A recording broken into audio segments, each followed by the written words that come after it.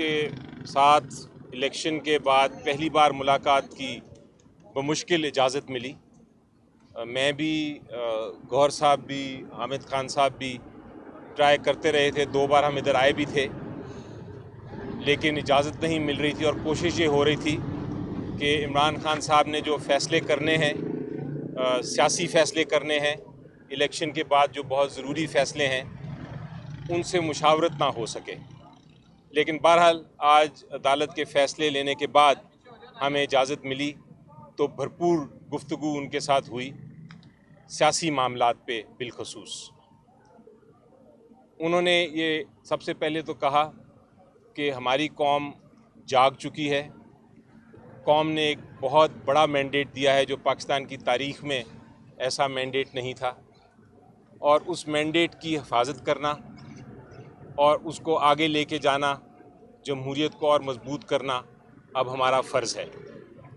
उसके लिए उन्होंने हदायत की है कि जो 2 बड़ी जमातें PMLN और पीपल्स पार्टी है और MQM है, उनके अलावा आप बाकी सारी जो जमातें हैं पाकिस्तान की जो जमहूरियत में यकीन रखती हैं, उनके साथ आप मुज़ाकरात करें और जहाँ जहाँ हुकूमत बनानी है, हमने जिस जिस सेंटर पे हो, प्रोविंस में हो, उसके ऊपर काम शुरू कर दें।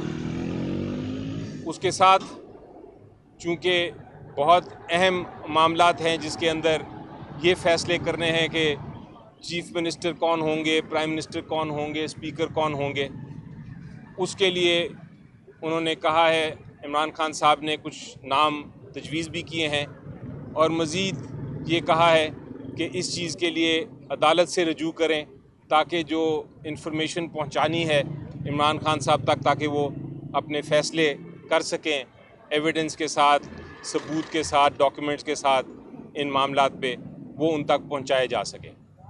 तो ये एक दूसरा बहुत अहम जो फ़ैसला था उन्होंने किया। इसके अलावा फ़िलहाल के लिए जो किन जमातों के साथ मुशावरत करनी है अलायंस की, वो भी उन्होंने हमें बता दी हैं, और आपको जल्द वो सामने आ जाएंगी कि क्या आगे होने जा रहा है सेंटर पे भी और प्रोविंसेस पे भी।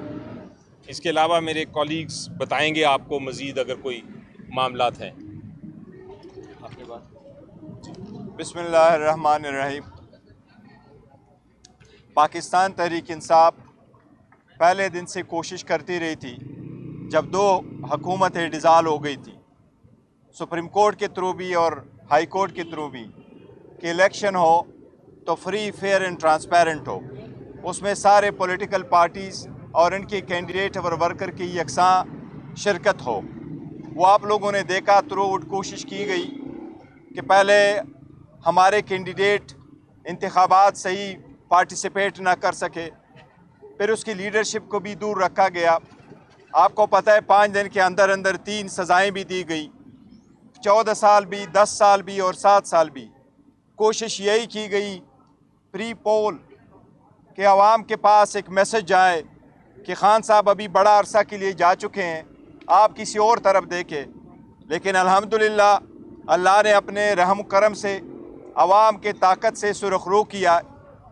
पाकिस्तान की तारीख़ में सबसे पहली मरतबा ऐसी इलेक्शन हुए हैं जिसमें सारी लीडरशिप जेल में होते हुए भी, जिसके निशान के बग़ैर भी आवाम ने ये समझ लिया था कि ताकत का सरचश्मा आवाम है, ग़ुलामी नामंजूर है। अल्हम्दुलिल्लाह आवाम ने बहुत बड़ा मैंडेट दिया है, हमारे मैंडेट पे डाका डाला गया है। मैं आपको एक फिक्स फिगर बता रहा हूँ, ये हमारे एग्जैक्ट फिगर है जो हम आपके साथ शेयर करेंगे वाइट पेपर में। ये हमारे वो सीटें जो हमारी जीती हुई हैं। इलेक्शन कमीशन ने जो फिगर दिया है वो होगा, इस्लामाबाद की 3 सीटें हम जीत चुके हैं, ये 100% हमारी जीत रिपीट में गया है। बलूचिस्तान के 16 सीटों में से हमारी जीती हुई सीटें हैं 4। पंजाब के 139 सीट में से जिस पे इलेक्शन हुए हैं नेशनल असम्बली की, उसमें हैं हम 115 सीटें जीत चुके हैं। इसी तरह सिंध में 61 सीटों में से हम 16 सीटें जीत चुके हैं। KPK में 44 में से 42 सीट्स हम जीत चुके हैं। इसी तरह पाकिस्तान तहरीक इंसाफ पाकिस्तान में 180 सीटें जीत चुकी है और ये हमारा मैंडेट है, ये अवाम का मैंडेट है। हम आपके साथ वाइट पेपर में उसके फॉर्म 45 शेयर करेंगे कि यही हमारा मैंडेट है, अवाम के इस वोट का एहतराम किया जाए। जब वोट में जाते हैं, वोट कास्ट होता है, पोलिंग स्टेशन पे प्रिजाइडिंग अफसर फॉर्म 45 बनाता है वोट काउंट करके, वही प्रिजाइडिंग अफसर रिटर्निंग अफसर के पास जा कर के फॉर्म 47 बनाता है, उनको टैली करा के फॉर्म 48 बनाता है। हमारा मुतालिबा फ़कत इतना है कि जो ये अवामी मैंडेट है, जो डाले गए वोट है, उनका जो काउंट है अवाम का फ़ैसला, वो हमें मंजूर है। हम अदलिया से भी दरख्वास्त करते हैं, इलेक्शन कमीशन से भी दरख्वास्त करते हैं, ख़ासकर सुप्रीम कोर्ट से सुप्रीम कोर्ट की ज़िम्मेदारी रिमाइंड करते हुए दरख्वास्त करते हैं कि जब हमने ये रिक्वेस्ट किया था कि प्रिजाइडिंग अफसरान, रिटर्निंग अफसरान, डिस्ट्रिक्ट रिटर्निंग अफसरान जुडिशरी से हो ताकि वो इन्फ्लुएंस में ना आए, अब अदलिया की ज़िम्मेदारी है कि जल्द से जल्द इस पे फैसला करे और हमारी मैंडेट, अवाम की मैंडेट वापस आए। अब इस मैंडेट के साथ चलते हुए आपको पता है खान साहब ने यही फैसला किया है, हम इंशाअल्लाह कोशिश करेंगे कि अपनी हुकूमत बनाएं, चाहे वो मरकज़ में, चाहे वो पंजाब में, चाहे वो KPK में है। KPK में अली अमीन गंडापुर साहब को नामज़द किया गया है एज़ चीफ मिनिस्टर। इंशाअल्लाह ताला थर्सडे तक स्पीकर और डिप्टी स्पीकर भी हम इंशाअल्लाह ताला आपके साथ नाम शेयर कर लेंगे। सेंट्रल में प्राइम मिनिस्टर, चीफ और स्पीकर, और पंजाब में भी चीफ मिनिस्टर और स्पीकर की सीट इंशाअल्लाह ताला वो भी आपके साथ थर्सडे तक हम नाम शेयर कर लेंगे इंशाअल्लाह ताला। और हम छोटी पार्टियों को मिला के हुकूमत बनाएंगे, जो कि हमारे पास अपना मैंडेट पूरा है, लेकिन पाकिस्तान पीपल्स पार्टी PML और MQM के साथ हम किसी किस्म का कोई इत्तेहाद नहीं करेंगे। हम इंशाअल्लाह ताला अपनी हुकूमत आप बनाएंगे इंशाअल्लाह ताला और इसमें हम कामयाब होंगे। वज़ीर-ए-आज़म के लिए आपने कहा खान साहब ने नाम दे दिया सर, कोई अगर खान साहब ने अभी तक वज़ीर आज़म के लिए कोई नाम नहीं दिया। इंशाअल्लाह ताला थर्सडे तक या बहुत जल्द इंशाअल्लाह ताला उस नाम पे जो खान साहब नाम देंगे वो हम आपके साथ शेयर करेंगे। नहीं, हम कोई कमज़ोर हुकूमत हमारी नहीं होगी, हमारी हुकूमत होगी तो वो पब्लिक मैंडेट के साथ होगा इंशाअल्लाह ताला, मजबूत हुकूमत होगी। सुप्रीम कोर्ट आप जा रहे हैं तो क्या आपको लगता है कि जल्दी आपको फैसला मिल जाएगा, आपको रिलीफ मिल जाएगा? क्योंकि दूसरी तरफ से तो वो हुकूमत बनाने के लिए तैयारी पकड़ चुके हैं, तो फैसला आने तक आपको लगता नहीं कि देर हो जाएगी?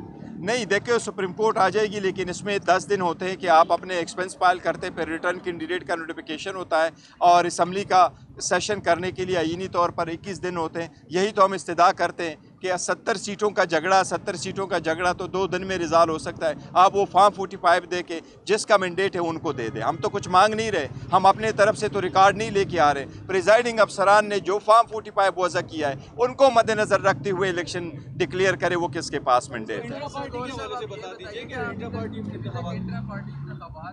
आपके आज़ाद उम्मीदवार में जाएंगे, जमात इस्लामी में जाएंगे, इस तरफ आपके आज़ाद उम्मीदवार जा रहे हैं। इसके सिलसिले में हमारी बात हुई थी, डिस्कशन हुई थी। इंशाअल्लाह ताला आज शाम तक वो भी आपके साथ शेयर करेंगे किस पार्टी में जा रहे हैं, और इंट्रा पार्टीज इलेक्शन भी इंशाअल्लाह बहुत जल्द करने जा रहे हैं। इंट्रा पार्टी इलेक्शंस आपको याद होगा, कह रहे हैं अदालतों में जा रहे हैं, इंट्रा पार्टी इलेक्शंस का बता दूं आपको, इंट्रा पार्टी इलेक्शंस आपको याद होगा तैयार हो गए थे, वो प्रोसेस चल रहा है। वही प्रोसेस आज खान साहब से बात हुई है, उन्होंने कहा उस प्रोसेस को आप जल्द से जल्द ख़त्म करें, उसका इलेक्शंस कराएं जो आपकी रिक्वायरमेंट है कानून की भी, और वैसे भी हमें कराने थे।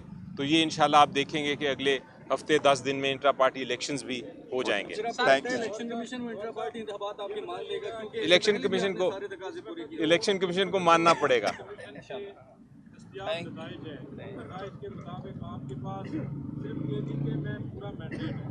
पंजाब में नहीं है, अहमदाबाद में नहीं है, जो आप इलेक्शन नताइज चैलेंज करने जा रहे हैं, उस पर टाइम लगेगा। आप अदालतों में जाएंगे, इलेक्शन ट्रिब्यूनल्स में जाएंगे, तब तक किसी जमात से आपकी एफिलिएशन का फैसला हुआ है? नहीं, किसी जमात के साथ हम एफिलिएशन नहीं कर रहे और इस पर टाइम लगना नहीं चाहिए। रीज़न बीइंग कि अगर आप वो वाले केस उठा लें उस पर टाइम लगता है। अगर आप कहें जी टापे लगे गए, लोगों को निकाला गया, वोट काउंटिंग में फ़र्क हुआ, ये प्रोसेस कंप्लीट हो चुका था। सही ये प्रोसेस में कोई हेरा फेरी नहीं हुई। ये कंप्लीट होकर के बाद में जब आपके पास आए हैं तो फॉर्म 45 के बाद जिस वक्त रिजल्ट डिले किए गए, ये सारा कुछ उसके वक्त हुआ है। इसलिए इलेक्शन कमीशन के पास सारे फॉर्म मौजूद हैं, वो उसके काउंटर फाइल मंगवा लें। मैक्सिमम 70 सीट से 70 सीट के आपके पास 200 इलेक्शन है, उसमें कितने पोलिंग स्टेशन पे घपला हुआ है। इलेक्शन कमीशन का अगर विल है, और हम यही उनकी जिम्मेदारी है फ्री फेयर ट्रांसपेरेंट इलेक्शन कराना और आवाम का मैंडेट जिसका है उसको देना, कमीशन उसके मुताबिक फैसला। मैं एक और कहना चाहूँगा, इसमें ऐड करना चाहूँगा कि अगर आप असल काउंटिंग करें और असल सीटों का हिसाब लगाएं तो हम कल हुकूमत बना सकते हैं इंशाल्लाह। वो तो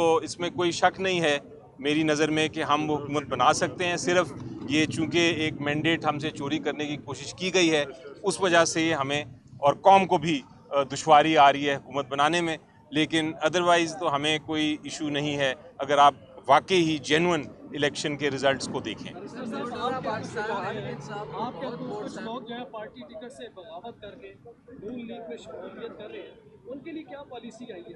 देखिए 99% हमारे पास है और हमारे साथ इन टच है। हमने इस बात की शदीद मजम्मत करते हैं जिन लोगों को अप्रोच किया गया, उनको पैसों का कहा गया। इवन मेरे पास जो कि सबूत वो पैगाम पहुंचा है, वो इवन 10-10 और 25-25 करोड़ तक ऑफर की गई है। तो ये ख़रीद व फरोख्त इस मरतबा ख़त्म होनी चाहिए और ख़रीद व फरोख्त हर सूरत ख़त्म हो। यही अंदेशा था हमें कि ये ख़रीद व फरोख्त होगी। यही अंदेशा था कि हमने इलेक्शन कमीशन को कहा था, सुप्रीम कोर्ट को कहा था, हाई कोर्ट को कहा था कि बल्ले के बगैर इलेक्शन में जाने न दे। बल्ला एक बुनियादी हकूक़ है, लेकिन हमारे एक के अलावा, दो के अलावा बाकी नहीं गए हैं। लेकिन ये सारा ये है कि ये आज़ाद निशानात पे ये कैंडिडेट्स इंतखाबात लड़ रहे थे, लेकिन ये पार्टी एफिलिएटेड थे और पार्टी सपोर्टेड थे, पार्टी ने उनका इंट्रोड्यूस कराया था। इसलिए किसी जुमात का इनको अप्रोच करना ये गैर आईनी, गैर कानूनी और बहुत गैर अखलाकी बात है। आप अदालतों में जा रहे हैं सर, अदालतों में आप जा रहे हैं, वहाँ पे अगर आपको इंसाफ नहीं मिलता सर, अगर आपको इंसाफ नहीं मिलता तो फिर सर आप क्या करेंगे? आप अपोजिशन में बैठेंगे? ठीक है,